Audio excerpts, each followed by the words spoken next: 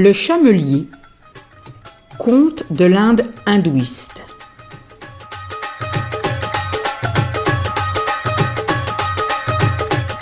Un soir, un chamelier s'arrête dans une oasis où la veille une caravane a allumé un feu de camp. Comme le vent se lève,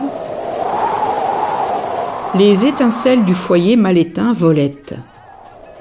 Bientôt la végétation s'embrase. Au sein d'un buisson dort un serpent. Les flamèches se mettent à crépiter. Le serpent s'éveille et aperçoit le chamelier sur le point de plier bagages. « À l'aide !» implore le serpent. Le chamelier hésite. Il connaît les crochets empoisonnés du serpent. Cependant, il ne peut pas laisser souffrir un être vivant. « J'arrive !» le rassure le chamelier. Un sac pend de sa selle. Il attache le sac à une corde et le lance au milieu de la fournaise. Le serpent entre dedans, le chamelier tire le sac vers lui, puis l'ouvre avec précaution. « Maintenant, va ton chemin, » dit le chamelier. « Rappelle-toi la bonté que j'ai eue pour toi. Sois clément avec ceux que tu rencontreras. »« C'est vrai, tu as eu de la bonté pour moi, » réplique le serpent. « Malgré ça, je m'en vais vous piquer, ton chameau et toi. Tu as le choix.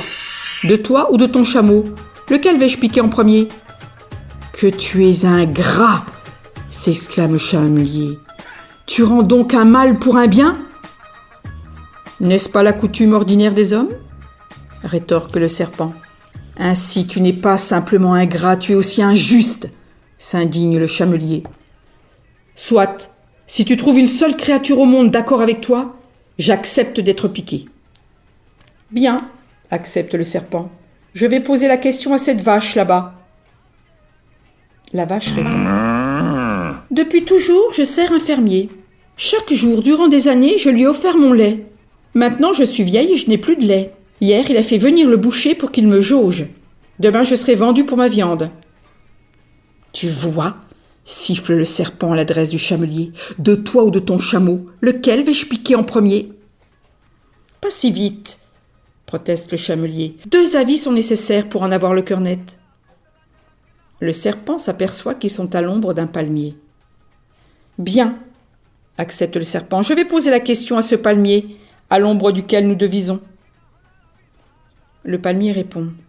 « Depuis toujours, je me tiens en cette oasis au milieu du désert. Je ne fais de mal à personne, et j'offre mon ombre aux voyageurs qui se régalent de mes dattes. Mais après s'être restauré et délacé, il regarde l'une de mes branches et il murmure.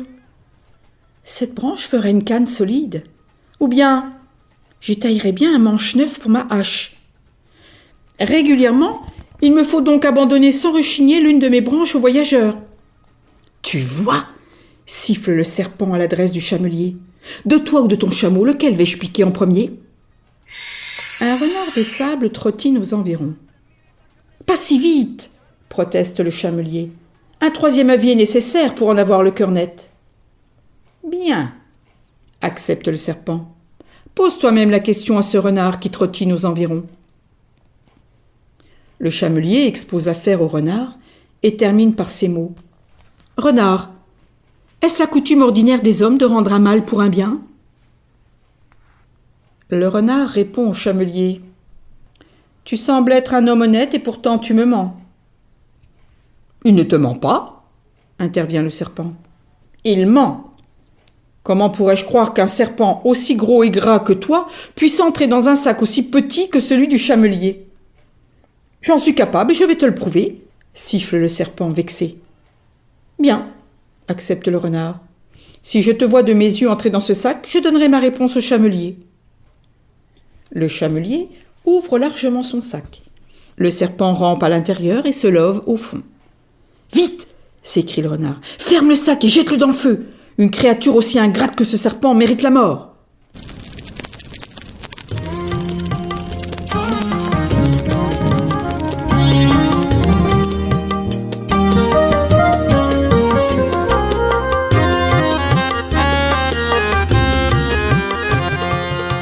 Cultivée par l'homme, l'oasis est une parcelle du désert qui doit sa fertilité à l'eau des rivières qui dévalent des montagnes, ou à celles puisées dans les nappes souterraines. Les pieds dans l'eau, la tête dans le feu, c'est ainsi qu'y croissent les palmiers dattiers, à l'ombre desquels poussent les orangers, les figuiers, les bananiers, des plantes maraîchères et des céréales. Il existe de par le monde des déserts sans oasis, comme le Kalahari. Et il existe aussi un désert dont les oasis fécondes, juchées à plus de 3500 mètres d'altitude, sont alimentées par des sources dont on ignore la provenance. C'est le désert d'Acatama au Chili, où l'eau ne vient ni de la pluie, qui tombe en quantité infime depuis 25 millions d'années, ni des glaciers, puisqu'il n'y en a pas.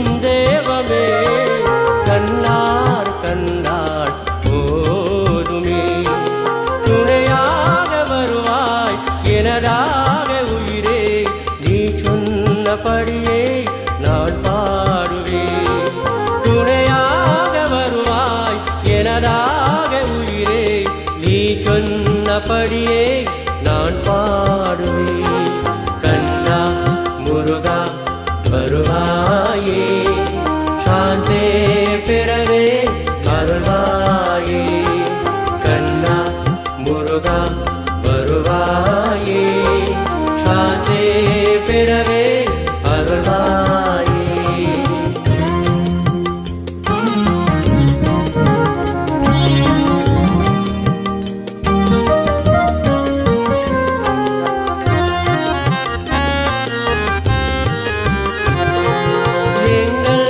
மனமுன்னை தேடுவே உங்கள் எழிலே பாடுவே எங்கள் மனமுன்னை தேடுவே உங்கள் எழிலே பாடுவே எனதாகி வந்தால் உனதாகி வாழ்வேன் நீ சொன்னபடியே நான் பாடுவேன் எனதாகி வந்தால் உனதாகி வாழ்வேன் நீ சொன்னபடியே நான் பாடுவேன் கண்ணா முருகா வருவாயே சாந்தே பிறவே அருள்வாயே கண்ணா முருகா வருவாயே